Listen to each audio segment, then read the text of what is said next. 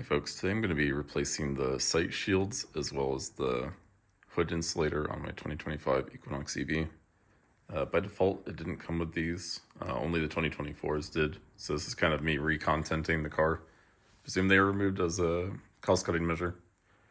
Um, I don't think they do a whole lot, but I just like the way it looks better with them, and maybe the insulator helps a little bit with making the pedestrian sound not so loud, so we're going to be installing those today. So here's the sound dampening material. It's pretty squishy.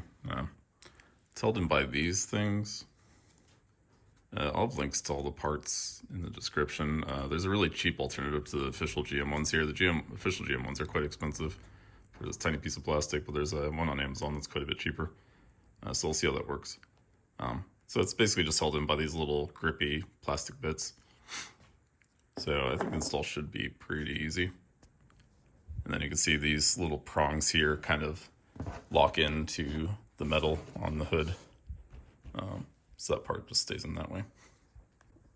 So you can see here, there's 3 little slots that the insulation will slot into there, and then the holes inside of it will be held in by the pins I'm going to install. You can see I got the pin here, and it basically just, there's 2 layers of metal in the hood here that it basically just forces itself into. And there you go. That's it. Install should be pretty dang easy, it seems like. You just force those in. There's not even any screws involved with this process, so I'll just go around and do the rest of those. Okay, they are now all installed. I even oriented the text on them in a way that is acceptable to me. But yeah, that took less than 5 minutes. I will say these aren't like really held in by much. I guess it doesn't really need too much force to stay in place, but we'll see if they fall out later. Hopefully these aren't like worse than the official GM ones.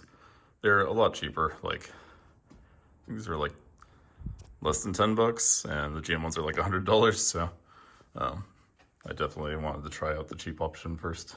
Again, links to all the parts relevant to this will be in the description, but if you want to do this, probably the hardest part is just getting the actual insulation part. When I was trying to buy these online through GM's own website, it was out of stock everywhere locally. So I ended up having to like back order it from a dealership, which kind of sucks because then the discount isn't as good in person. So if you can find it online and apply the codes on their website, that would be preferable. But yeah, so pretty easy to do if you want to do it yourself. Not too intimidating.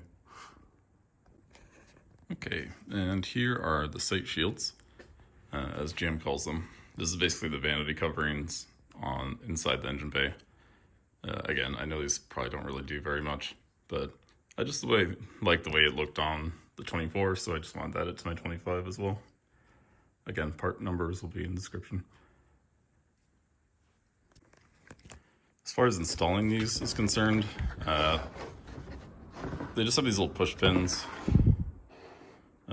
that hold them in. So again, this shouldn't be too hard of an install, I'm hoping. And there's a little slot here where I think this slots into the side there. So I guess order of operations will matter here. I think I'll probably just loosely drop them all in, and then we can kind of push them in once we know everything's latched properly. All right, so I've got these loosely fitted in here. I haven't pushed anything down yet. This panel does have to they kind of latch in a little bit. There's not like a locking mechanism. There's 2 pieces of plastic here that basically have to overlap. So I'll show you how that works on the other side. Yeah, obviously the metal holes to push these little white pins in still exist. They didn't take those out, so you don't need anything else for this. Yeah, the main thing is just make sure that this kind of latches in there. So the plastic part from here goes underneath, and then the plastic tabs here kind of slot the other way. So that's really the only thing of note here, I think. Otherwise, it should be as simple as just pushing the pieces into their little holes, which, in theory is simple, and actuality might be slightly more annoying.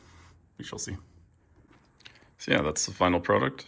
This shouldn't take you too long. Like I said, both of these installs were 5-10 minutes, and if you're not filming it, obviously it's gonna take even less time.